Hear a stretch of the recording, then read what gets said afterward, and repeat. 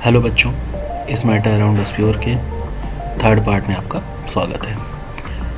इस पार्ट में हम लोग सभी प्रकार की सेपरेशन टेक्निक्स के बारे में पढ़ेंगे जो कि आपके चैप्टर में डिस्कस्ड है। सबसे पहली है इवेपोरेशन। इवेपोरेशन वर्ड से ही क्लियर हो रहा है किसी चीज़ का इवेपोरेट होना। ये ऐसा मेथड है जो कि यूज़ होता है वोलेटाइल कंपोनेंट्स को अलग करने के लिए नॉन वोलेटाइल से। वोलेटाइल और नॉन वोलेटाइल क्या होते हैं ये हम लोग को समझ जाना चाहिए इसी बात से कि वोलेटाइल वो सब्सटेंस होते हैं जो कि क्या करें, हवा बन जाए, तुरंत भाप बन जाए। ठीक, जैसे ही उनको खुले आसमान में या खुले वातावरण में छोड़ा जाए। ठीक, वोलेटाइल वो होते हैं जो भाप बन जाए, नॉन वोलेटाइल वो होते हैं जो भाप ना बने। फॉर एग्जांपल ऐसा कौन सा सब्सटेंस है जिसको खुले में रखने पर भाप बन जाता है? केरोसिन, पेट्रोल, डीजल, ये वो सब्सटेंस हैं जिनको थोड़ी देर बाद छोड़ दो तो वो क्या करेंगे, थोड़ी देर छोड़ने पर वो क्या करेंगे, भाप बन जाएंगे।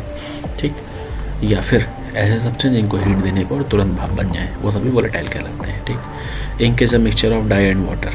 ठीक, इंक जो है वो क्या है, डाई और वाटर का मिक्सचर है। कुछ इंक को हीट करने पर उनका जो वाटर होता है इवेपोरेट हो जाता है, डाई नीचे बची रह जाती है। इसी मदद से हम लोग क्या करते हैं, सॉल्ट और वाटर और शुगर और वाटर को भी अलग अलग करते हैं। ठीक, तो ये एक प्रकार की टेक्निक है जो गांधी जी ने भी क्या की थी, अपनाई थी। ठीक, कहाँ पर, सॉल्ट मार्च के टाइम। ठीक है, उन्होंने नमक को क्या किया था, नमक को लिया था, नमक को, सी वाटर को क्या किया था, बॉईल किया था। सी वाटर को बॉईल करने के बाद वाटर ऊपर चला गया और नीचे अगर बचा रह गया। यही करके उन्होंने क्या किया था, सॉल्ट लॉ को एबॉलिश किया था, मतलब तोड़ा था। ठीक, चलिए आगे देखते हैं। यहाँ पे एक बर्नर लगाया गया है, स्टैंड में क्या किया गया है, वायर गॉस को रख के ऊपर से डिश रख दी गई है। उस डिश के अंदर सॉल्ट और वाटर का मिक्सचर रखा गया है। आग देने पर वाटर इवेपोरेट हो गया, नीचे सॉल्ट बचा रह गया। इसी को ही हम लोग इवेपोरेशन टेक्निक बोलते हैं। आगे देखिए, सेंट्रीफ्यूगेशन। आप अगर आगे बीएससी करेंगे या फिर 11-12 अपने लैब में जाएंगे तो आपको ये मेथड या ये टेक्निक देखने को मिले। सेंट्रीफ्यूगेशन, सेंट्रीफ्यूगेशन में क्या होता है, एक प्रकार की टेक्निक होती है इसके अंदर डेंसिटी पार्टिकल्स नीचे आके बैठ जाते हैं उस मिक्सचर के। ठीक, सेंट्रीफ्यूगेशन मशीन को यूज़ करके, इसको हम लोग सेंट्रीफ्यूगेशन टेक्निक बोलते हैं। अगर हम कुछ मिल्क लें सेंट्रीफ्यूगेशन मशीन के अंदर, उसको स्पिन करें तो उसका जो क्रीम होगा वो क्या करेगा, सेपरेट हो जाएगा मिल्क से, because cream is less denser then milk, क्योंकि क्रीम क्या है, मिल्क से कम डेंसर है। ये टेक्निक हम लोग के घरों में पुराने ज़मानों में हम लोग की दादी और नानी इस्तेमाल करती थी। वो क्या करती थी, मट्ठे और दही को मथती थी। मथने का तरीका, मथनी लेके वो क्या करती थी, बार बार उसको चलाया करती थी गोल गोल घुमाने से। और गोल गोल घुमाने से क्या होता, सेंट्रीफ्यूगेशन होता था। सेंट्रीफ्यूगेशन होने से घी, क्रीम, ये सब अलग निकल आते थे और दूध नीचे बचा रह जाता था। क्लियर? तो ये टेक्निक ऑलरेडी हम लोग के घरों में यूज़ हो चुकी है। ठीक, लैब्स में भी इनको यूज़ किया जाता है ब्लड्स वगैरह के ट्रीटमेंट में। ठीक, चलिए आगे बढ़ते हैं। यूजिंग अ सेपरेटिंग फनल, आपने अभी ऊपर देखा था सेपरेटिंग फनल क्यों यूज़ किया जाता है। ये मेथड इसलिए यूज़ होता है क्योंकि जब हम लोग दो इमिसिबल मतलब ऐसे लिक्विड जो एक दूसरे से ना मिले, भैया कौन से ऐसे लिक्विड होते हैं, मिट्टी, तेल और पानी। मिट्टी, तेल और पानी जब भी आप मिलाओगे तो क्या करेगा, इनका दो अलग अलग लेयर बन जाती है उनकी डेंसिटीज़ के अकॉर्डिंग। कौन सा ऊपर रहेगा, कौन सा नीचे, ऊपर वही रहेगा जो हल्का है और नीचे वही रहेगा जो क्या है, भारी है। तो इन दोनों में भारी क्या है भैया, वाटर। पानी ज़्यादा भारी है, मिट्टी तेल कम भारी है। मिट्टी तेल ऊपर रहेगा, पानी नीचे रहेगा। जैसे ही आप इस फनल खोलोगे, इस नॉब को खोलोगे, वैसे ही धीरे धीरे टैप वाइज एक एक करके पानी नीचे चला जाएगा। जैसे ही लेयर यहाँ पहुँच जाए आप इसको बंद कर दिए, केरोसिन ऊपर, पानी नीचे, दोनों अलग अलग हो गए। इसी को ही बोलते हैं सेपरेटिंग फनल। क्लियर? आगे बढ़ते हैं। सब्लिमेशन, सब्लिमेशन ऐसा मेथड है जिसकी मदद से हम क्या करते हैं, ऐसे कंपाउंड्स, ऐसे मिक्सचर्स को हम लोग अलग करते हैं, ऐसे कंपोनेंट्स को अलग अलग करते हैं जो सब्लिमेबल हो। ठीक, और नॉन सब्लिमेबल से हम लोग उसको अलग करें। फॉर एग्जांपल अगर अमोनियम क्लोराइड और कॉमन सॉल्ट को हीट किया जाए तो अमोनियम क्लोराइड सब्लिमाइज होगा और सॉल्ट नीचे बचा रह जाएगा। ठीक, चलो देखते हैं क्या होता है यहाँ पर। जैसे मिक्सचर लिया गया इस कंटेनर के अंदर, किस चीज़ का, अमोनियम क्लोराइड और सॉल्ट का। जैसे ही अमोनियम क्लोराइड और सॉल्ट का मिक्सचर लिया गया तो यहाँ पर नीचे जैसे ही बर्नर से हम लोगों ने आग प्रोवाइड की चाइना डिश को, ये इवेपोरेट होना शुरू किया कर दिया। एट लास्ट सब्लिमाइज हो गया और ऊपर जाके अमोनियम क्लोराइड क्या था जो यहाँ पे मौजूद था, ऊपर जाके क्या हो गया, सॉलिडिफाई हो गया। ऊपर यहाँ पे क्या लगा है, कॉमन प्लग लगा हुआ है। कॉमन प्लग लगाने से क्या हुआ, जो भी चीज़ें थी वो इसकी कहाँ, इसकी बाउंड्रीज़ पे इकट्ठा हो गई, ना कि इवेपोरेट हो गई। ठीक, तो अमोनियम क्लोराइड इसकी बाउंड्रीज़ पे आके इकट्ठा हो गया और ये हम लोगों ने क्या किया है, एक फनल को उल्टा करके रख दिया है। ठीक, ये कॉटन ऊपर लगा दिए ताकि अंदर का जो भी मटेरियल है एवेपोरेट होकर बाहर ना निकल जाए। अब अमोनियम क्लोराइड क्या हो गया, जो अंदर था वो वेपराइज हो गया, आगे जाके सॉलिडिफाई हो गया, ऊपर चिपक गया। दो चीज़ों का मिक्सचर यहाँ पे लिया गया था, अमोनियम क्लोराइड और सॉल्ट का। ठीक, तो वाष्पीकृत क्या हुआ, उड़ा यहाँ पर अमोनियम क्लोराइड उड़ गया। तो दो चीज़ें ली थी, अमोनियम क्लोराइड और सॉल्ट, बचा गया नीचे सॉल्ट। इससे हम लोगों ने क्या किया, दोनों को अलग अलग कर लिया, जिससे हम लोगों ने सब्लिमेशन मेथड को पूरा किया। आगे बढ़ते हैं। आगे यहाँ पर डिस्टिलेशन मेथड दिया गया है। डिस्टिलेशन मेथड बेसिकली यूज़ होता है दो प्रकार के मिक्सिबल लिक्विड्स को अलग करने के लिए, by boiling and cooling. Clear?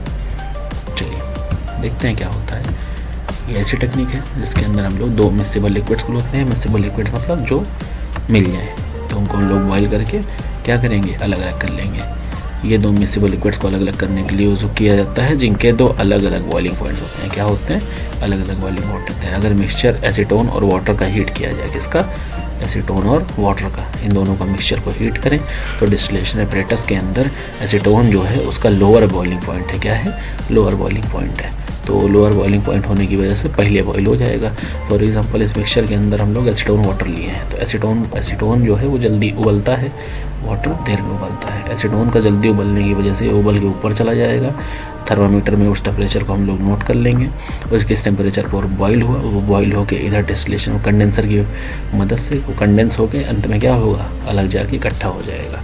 और जैसे ही सब इवेपोरेट हो जाएगा, वो वाटर की बारी आएगी, वैसे ही हम बर्नर को बंद कर देंगे, जिससे वाटर यहाँ इकट्ठा रह जाएगा, एसीटोन दूसरे वाले में चला जाएगा। क्लियर? इसको हम लोग बोलते हैं सिंपल डिस्टिलेशन।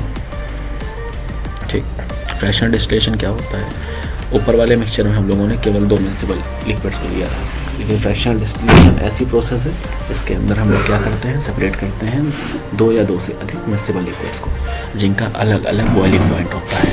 ठीक, ये अपरेटस बेसिकली यूज़ होता है उसी सिंपल डिस्टिलेशन की तरह, बस इसमें क्या होता है, एक फ्रैक्शनिंग कॉलम लगा होता है जो कि फिट होता है डिस्टिलेशन फ्लैक्स और कंडेंसर के पास में और उनके बीच में। The fractioning column has a glass beads which increase the surface of the vapours to cool and condense. ये क्या करता है, ये बेसिकली मदद करता है कि उस सरफेस को कूल और कंडेंस करने में। ठीक, फ्रैक्शनल डिस्टिलेशन बेसिकली यूज़ होता है पेट्रोल्स को सेपरेट करने में, गैसेस को एयर से सेपरेट करने में। जैसे गैस प्रोवाइड की गई, यहाँ पे जो मिक्सचर था वह इवेपोरेट हुआ, वहाँ जाके इकट्ठा हो गया। फर्क सिर्फ यहाँ पर है कि यहाँ पे जो है फ्रैक्शनल कॉलम लगा हुआ है, और यही फ्रैक्शन कॉलम क्या करता है, मदद करता है वेपर को कूल करने में और कंडेंस करने में। क्लियर? यहाँ पे फ्रैक्शनल डिस्टिलेशन खत्म होता है। अगर हम लोग आगे देखें तो separating of components of air, जैसे ही हम लोग को यहाँ पे नया चीज़ सीखने को मिलेगा, जहाँ पे हम लोग पढ़ेंगे कि एयर के कंपोनेंट्स को कैसे अलग अलग किया जाता है। एयर का क्या मतलब होता है, एयर जो है मिक्सचर है कई अलग अलग प्रकार के गैसेस का। एयर कंप्रेस किया जाता है, प्रेशर को इंक्रीज करके कूल्ड किया जाता है by decreasing the temperature to get liquid air. Clear? Air जो है उसको अलाउ किया जाता है कि वो क्या करे, फ्रैक्शनल डिस्टिलेशन कॉलम से होकर गुजरे, उनके अलग अलग कंपोनेंट्स को सेपरेट कर लिया जाता है depending upon their boiling point.